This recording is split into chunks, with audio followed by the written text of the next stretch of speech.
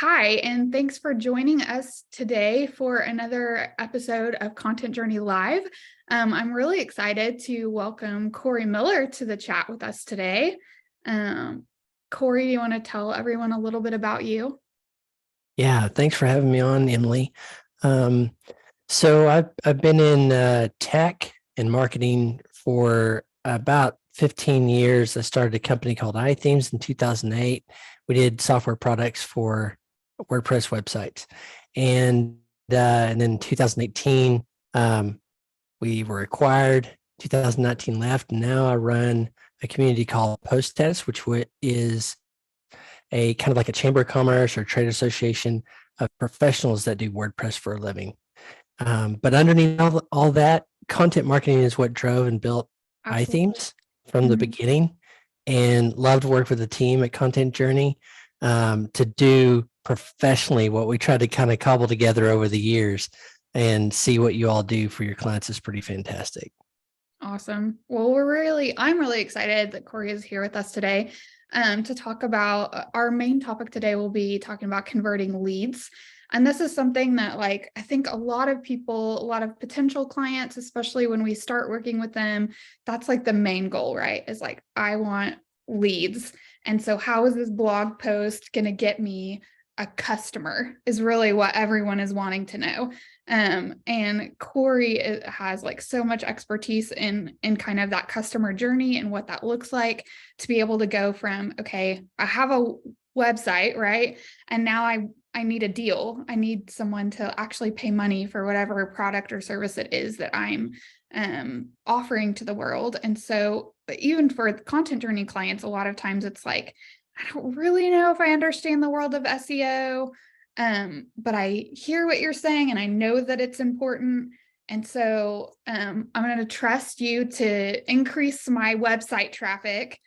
And then still the question is, okay, so my traffic's increased. Now what? Like, how do I get the deal done? And so that's really going to be the focus of our conversation today, which will somewhat tie into a couple of the things we talked about last week about lead magnets, email campaigns, and SMS marketing. But Cory, just like as an intro to that topic, what are your initial thoughts? Oh, there's so much there, Emilee. I think you captured it so beautifully. But marketing sometimes, especially talking with you and Lindsay, a lot of people think I kind of put in my head, they think like marketing is this magic box and it sits over here, and I don't know what it does. I mean, exactly how it gets the results, but it's magic. It's got to produce something.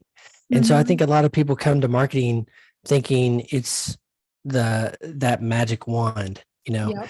and I understand that. Like most of your clients, the people I've worked with over the years, you have expertise and you do something for a customer, and it may not always be communications and marketing.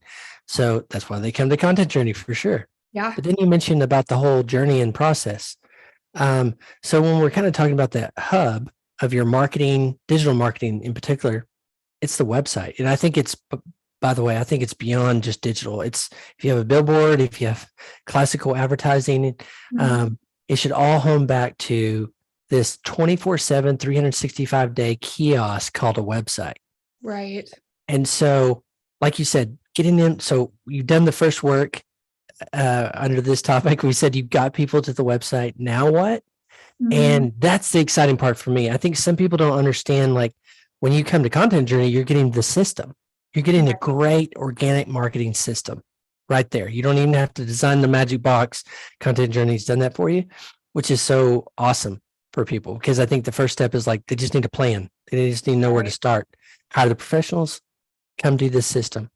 So you get people to a site. So you've got a keyword, you got a blog post that you've done some thought, and you have this process down, Emilee, but you've got a keyword that you think people on that journey to buy your product or service, that they type in. The classic is, I want a red dress, or I want a blue microphone, or whatever those things are. Whatever they're typing in that is on the hunt for something that you deliver, Right. get them to the website, and now that conversion So you said last week you talked about lead magnets. So you get them on the site, you're educating, you're informing, maybe you're even inspiring, but you're trying to help them on that hunt. And that lead capture, I think, is where the magic actually happens. It's like you've got them there, you've shown them around a little bit. Now let's move them in the customer journey for your organization one more step. And what is that? Right. Yeah. And that's exactly so. Whenever a customer comes and reads a blog post that Content Journey has created, we are always including a call to action at the bottom of the page that either is book a call and talk with someone on our team, or go and check out this other service page so that you can understand more. Like we want to give them connection, we want to give them more information. So we're educating them and then we're connecting with them relationally. And it's really in that process that you're able to go from just a visitor on the website, right, into, okay, now I have someone that I can continue to nurture, and that really is a lead that we can convert. And nurture. What a great word you said there, because you've done this work. You're thinking about the prospective client before they've even gotten to you, and you've done the work. You've thought through what are their questions, what are their challenges, what are their obstacles, what do they need to know, be, and do, because to get to their results. So they're looking for some solution, but that may just be one part of it. One part of their journey is, oh, I need this thing in my journey. But I always think higher up and go, they're on a journey of their own. What are they really trying to get accomplished? And sometimes we're like a fraction of that, what they're trying to get in their life, more peace, whatever it is, more money, save money, diversify what you're doing. I don't know, the myriad of things that somebody could be on the hunt for that includes your product or journey. So when we get to this conversion, the nurture word comes back in, because you're nurturing before they even realize it. And then you're getting here and you're like, okay, they have indicated this person on the journey that is in the realm of, could be a prospective customer for us, has taken an action. Now, how do we keep nurturing them on the journey that does produce a sale, or buying a product or service or whatever that is? And so it's just another leg in the journey.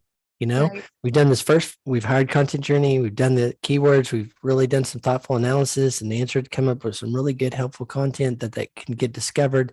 They land on your site. Now, the question that organization needs to ask is, what do they need for the next part of their buyer's journey? Yeah. And I think that's where lead magnets come into. They may have already crossed the threshold, gotten the lead magnet, so you've done a good job there.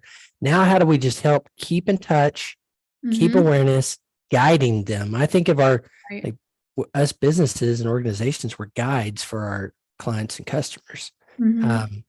But I love that word nurture, because I think that's the more human side of this, is that we're not just trying to get a sale. We're actually trying to help them with something they're trying to get done in their life, business, work, whatever that situation is.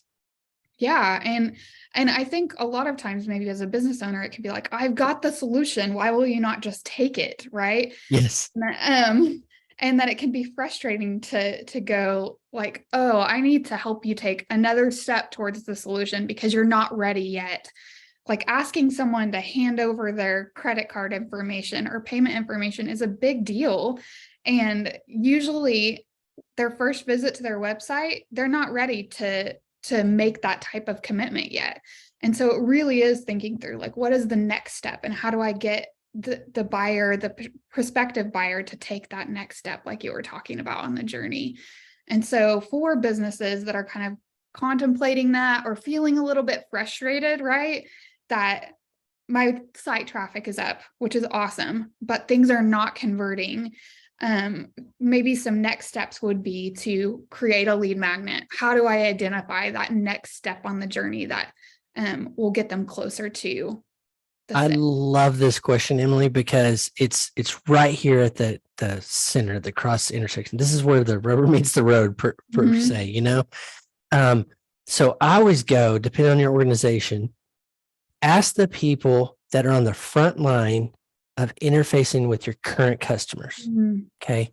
So ask them, because they're the ones that are closest to the customer. It could be your salespeople, it could be your front desk people, your support people, anybody that has the direct interaction with the customer. It may be you too. Okay. So what I would ask them is, what are they trying to get accomplished? Like try to meta it out for them for a second and just say, hey, they're buying a spark plug, but what are they really trying to get? And we got some hints and hunches on that stuff so we can help inform and guide. My favorite thing was doing this exact thing. I went to our support people for our software company and I was like, listen, what are the common problems people are having with our product is one. Okay. But try to go up a level and say, what do you think they're trying to get accomplished in this? And I think the gold mine for those frontline, front facing people on your team is, what are the biggest questions they have? Yep. That you answer. And if you have a sales team, you got these already. You just need to ask them, what are the common objections? What are the common questions you get? Okay. That is an obstacle. There's a great book by Ryan Holiday called Obstacle is the Way. It's about stoicism. But anyway, I love this principle for marketing. Whatever is in the way of your customer, a prospective customer buying from you, that's the answer to this. And you can do that in myriad of ways. Think about it yourself, obviously, especially if you're the founder and have done the initial work and do a lot of the front facing work, your sales team, anybody that touches, talks to, interfaces with the customer, that's your gold for this, what we're talking about. And then you're going to come up with 3 to 5 things probably. You're like, that's a problem. That's a challenge. This is an issue. And, you know, I know Content Journey talks about this a lot, the know, like, and trust. The other part that you said is the buy. So you're building know, like with content, you get them into, you know, nurturing sequence with a lead magnet, you're helping build that trust. And then there's something critical between the trust and the buy. And I think if you own their problem and you're their expert guide at helping them with their problem, that's what you stick there. You know, if you find, like, what are the 3 top objections most people get to buy? Why don't they walk in your store? Why don't they click buy? Whatever those things are, that's it. Like, hit those obstacles over and over and over again. When you've done that, then go to the next problem, then go to the next problem. Because for me, if it's me, I want to answer all the objections I can reasonably that are obstacles in their path to buying. Right. I love that. I love just talking through the know, like, and trust stuff too. I think as you're like addressing each of those obstacles, you're saying like, I see you, I see where you're at. I've got the solution. You're revealing your expertise, but sometimes there is still a disconnect with trust. And so it might be helpful to talk through some of the ways that like we build trust with clients to let them know, or prospective clients. Like some of the ways that we recommend doing that is by showcasing past client reviews, using referrals. So connecting with people that already have some sort of connection to your business. And in doing that, like you're saying, this person that you know trusted us, we did good work for this person that you don't know at all. And we didn't even like ask them to do this, or maybe we did ask them to give us a referral. But as they are saying, hey, this company did really good work for me, this product really worked to solve my problem, then you have someone on the outside that's not you validating your business. And in doing so, that shows like you are credible and trustworthy. What are some other things you see in that space, just in that, how do I know if I can trust this person and that they're not just pinging me with email after email? I think that's foundational. What you said, third party social proof. I mean, that's, you know, we would like to buy from people that other people buy from and trust. So that's excellent. I mean, non-negotiable. We got to start there. And I'm so glad you said that. The other thing is just turn the tables, you know, and just go like, why should they trust me? You know, now I know there's a feeling of like, well, I'm trustworthy. I do the right thing. How do we show that? How do we show we are going to deliver on whatever we're promising? So brands are all about promises, products, services. There's a promise involved. Promise that you will do these set of things or this thing, or I'll get this thing and it'll give me this result. Mhm. So I lead personally, Emilee, with authenticity and Yeah. humanness. So when we had the company, I said, oh, there's a lot of competitors out there. What's one way I can distinguish? And I go, well, we're a software company. We don't actually have a phone number people can call us. That's a big trust factor for a lot of people. Yeah. Having a, pick up the phone and call. And so we just thought we're going to be the most personable humans in our industry, which is WordPress. And so I got out, we did live streams. I went to conferences, talked. The team went to places. We brought our customers in to showcase like we're human, because I don't know about you, but I like to buy from like real humans, good humans. Absolutely. Yes. So how do we do that? Like I've seen Content Journey, you all do some incredible nurture of the emails. And I'm always like, there's a human feel to it. It's not a robot. It's not a robot salesperson. It's like warm and understanding and saying, you're facing these issues. Here's some options for you. We're going to give you a free one in content. Like that builds trust for sure. I mean, if you have a consistent email that I know Content Journey does, for instance, because I'm so glad, I'm like, nobody does email right. Everybody thinks email is dead. Well, hey, this year, look at Twitter, a huge social network on the brink of like whatever's happening over there. But email is the thing you still own. So like when you're talking about lead nurture, I love this because you all preach this, you teach it, you do it for people.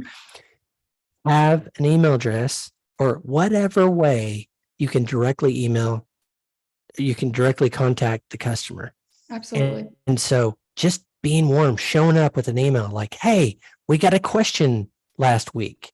It was really good. We didn't think about it like that, but here's our thoughts on it. Like, and just being yourself. I'm not trying to tell you to be something not, like, just be yourself. If you pride yourself on being the most practical person, be practical to your customers.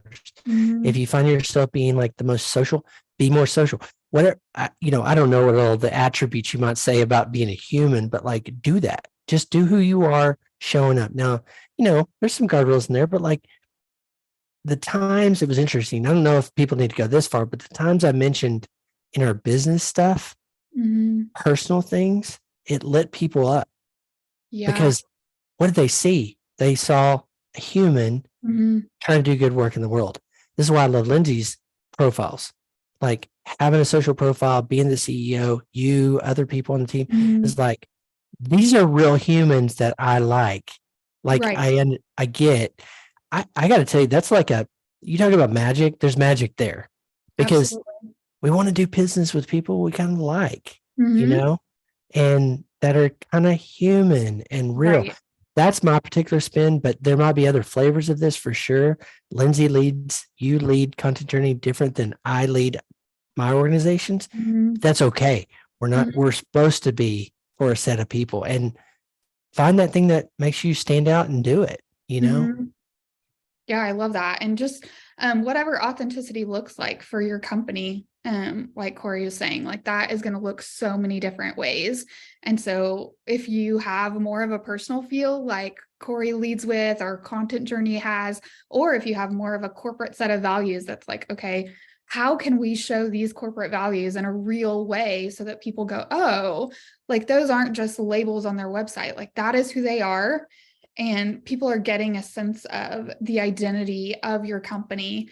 And once they understand that identity, that is something that like bridges that gap and builds trust. Yeah, absolutely. Oh, I'm so glad you said that too. That's such a good point of emphasis. There's things that you value that you probably go, like, here's a great question I ask for people that are trying to help with this whole journey. I go, take someone you love, beloved. Okay. This is your mom, your grandma, your grandfather, whatever it is, your brother. Okay. Take someone that you like really care about and want to make sure they get the right thing and the right deal and all those things. Okay. But pretend for a second of your service, by the way, something like think about that person and think about they need to buy what you offer. Okay. Now here's the caveat. They cannot buy from you. Okay. So how would you, as the founder, CEO, leader, whatever that is, what would you tell them about buying this? If they cannot buy from you, what would you tell them to look for? I promise you, if you go, like, if you think of that person and you're like, they can't buy from me. Okay. They can't buy from me, but they're going to have to buy from somebody else. And I want to make sure they get the right deal. I want to make sure they get the right product. I want to make sure they get the best product. Okay. Yeah. Because hopefully that's your product. Right. Yeah. So, and then think about it, but leave out your stuff. Okay. Like mortgages, for instance. That's one I've thought of recently. I go, if I'm a mortgage dealer, broker, whatever they call them, but my mom, my dad needs a mortgage. They can't buy from me. And I'd give them the best deal ever, or try to give them the best deal ever, but they can't buy from me. What would I say? I guarantee you the first couple words out of your mouth are going to be the ones you need to make sure and ring the bell. I call, like you said, core values. Those are the things you ring the bell constantly. Yeah. What is that one thing? What is the 3 to 5 thing? Whatever that thing, start writing it out and then hand it over to the amazing team at Content Journey to flesh it out and put it out there for you. Because this is why I like talking to salespeople, Emilee. Really good salespeople that know what they're doing will know all the objections. They'll know all the questions, and they'll have, we just sent some content to Content Journey for post status for you all to work on. And I was like, we're talking to the business development person there, and he's awesome. And I go, Mike, in your head is everything. Now, if they can't buy from you, how would you do it for somebody else? That is gold. Shove all that stuff over across the Content Journey. They will make it look pretty nice, strategically fit within your mix. But that's the gold right there, Emilee. I mean, that's at least a huge part to get it started is to think like that. Yeah, that's a great exercise for business owners. So if you're watching this and you're like, I don't know exactly where to begin with getting lead conversion, begin thinking through that question. Like if someone couldn't do business with you, what is it what instructions would you give them to find the good or service that you're providing? That's awesome. So I ask another question, and I'm going to try to keep this PG, but what pisses you off about your industry? What makes you infuriated? What do you complain about to other people? You're like, the industry is this, because I bet you the counter to whatever that is what you embody as your company. Absolutely. So I think about roofing. I see, in Oklahoma City where we all live, I see a lot of billboards for roofing companies. And I think there's some cool slogans in there, but I bet you they all have strongly held opinions about their industry. Absolutely. There's something that probably sets you apart. And this is what makes you and an entrepreneur or a business leader and all this. It's what makes your business successful to date is because something probably made you mad. I'm going to guess that you wanted to change and you embodied it with your company. If you can get there, share that stuff with the Content Journey or whatever agency you're working with, they'll take that, break it down, put it in, find the keywords, find the social platforms, and then distill that out. But that's the bell you got to keep ringing. What makes you mad? What would you tell your mom or a beloved person that can't buy from you? Those things. But I like to get people on this. This is probably a secondary thing. The first is, how would you tell, a beloved loved one, like how to buy something that you do? The second was, what makes you mad? Right. What makes you angry about your competitors? You don't need to name them. I'm not saying sling mud at all. Sure. Okay. The villain can be a mindset. Yes. The villain can be a process that doesn't work for humans. Go after that in your marketing. Do it in an authentic human way, but say, what makes me mad? To think my mom could buy this and it wouldn't have that. That's the formula. So that is what probably makes you special. So talk about the whole thing. Absolutely. That's been huge in Content Journey's journey, I would say, just like in Lindsay being able to say, what really makes me mad? Shady agencies. And agents like us having clients come to us again and again who don't have access to their website, who have been sold SEO, but haven't actually gotten any quality from agencies. Like they're promising big things and they're not delivering on them. And all of these really have shaped who we want to be as an agency, is looking at kind of the villain and going, we don't want to provide services like that. We want to be authentic. We want to be honest. We want to say the hard truths. And then as we're like embodying that, it's building trust with people, right? So that then they can become one of our clients. And it's probably, you're going to do this frontline work with people. You're going to talk to customers. You're going to think about it, and you're going to get these. And the opposite of whatever these problems are likely tied to values. Right. Those values that are directly tied, like you mentioned, honesty. You said it before I could say it, because I was like, I kind of know content journey pretty well. And I go, I love it. It's not honesty as a thing that goes on the wall that you don't live. Right. It's something you talk about. So like if we use Content Journey, honesty, and there's another one I thought of that you all have. And I was like, there's some value around there about the shady agencies. So because back to the black box, they're like, oh, we'll pay $10,000 if we get a lot. You're buying a lottery ticket, if we get this. And then they're disappointed because they don't know anything about the magic black box, and they put them a lot of money and it doesn't work. And there's really good agencies out there that know how to just play that game. But you all telling that story says we care about results. We care about outcomes. We care about the process. We care about you getting something that you actually know something about or trust. Right. See, that ties back to trust. Then your honesty. I know you all have, so if we're using Content Journey as an example for a second, you all have specific stories. Maybe you anonymize the person you're talking about, but you go, you know what honesty means? It's the opposite of shady. Yep. And here's what we did one time to say, so like content, you're going to say, you know what? We think clients buy a magic black box and the offer are disappointed because the magic 8-ball doesn't get a bunch of money. Right. And these people are just playing the magic 8-ball game and not doing results. And you go, that irritates me, because I know you all care about your clients so much that sometimes you make some sacrifices for them. Right. And that's a story that you can tell that ties in with the value that they go, that's the people I want to do business with. Hold on, you're telling me, Emilee, an honest marketing agency? That sounds interesting. Right. Tell me more. Yeah. And when they say more, what do? You keep showing up as you, living your values. So glad you anchored that back to values over and over and over. You can do that, like you said, clients, like testimonials, reviews, those kind of things, these stories tied to it. Like, hey, the other day, I remember this is a team story, but I think it could be applied very well to a marketing. But we go, we don't let our customers, in support trash our team. And like if you use profanity, you're just abusive, you're out. Yep. Well, that's one thing to put on the wall. But the story told was our friend Elise, who was the support lead, told me customers belligerent, came in, read it, and I go, oh, now I'm angry. Now they get kicked out. So we did.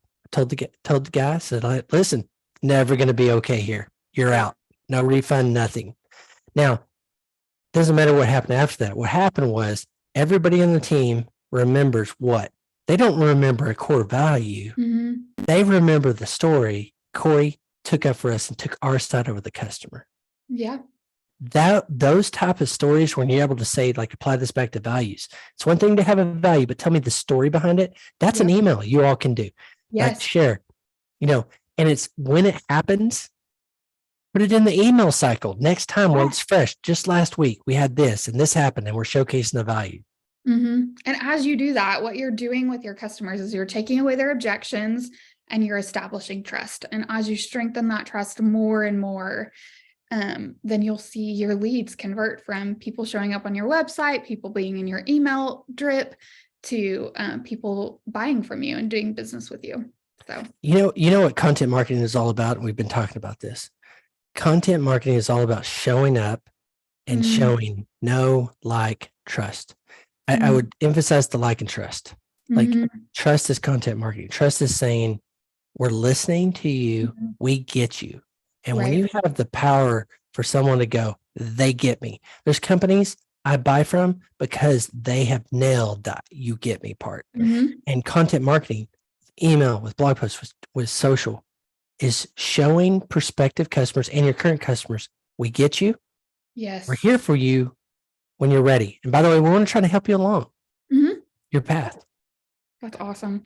Well, thank you so much, Cory, for joining us today. I really appreciate it. I hope if you were watching that you got a lot of good takeaways and value and things that you can take and apply to the customers that are showing up on your website or have liked you on social media, that you're going to capture their email address and continue building know, like, and trust with them.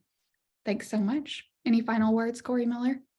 No, I really do. It's not just because I know you all, love you all, but I believe in it. You've got this process that shows, like, somebody goes, I want marketing. They don't want the black magic box. Yep. They want a process, a system with quality, with care, and we'll throw in honesty. I think I love seeing you all work in the world for your clients, because you really do care, and that separates you out from most marketing agencies.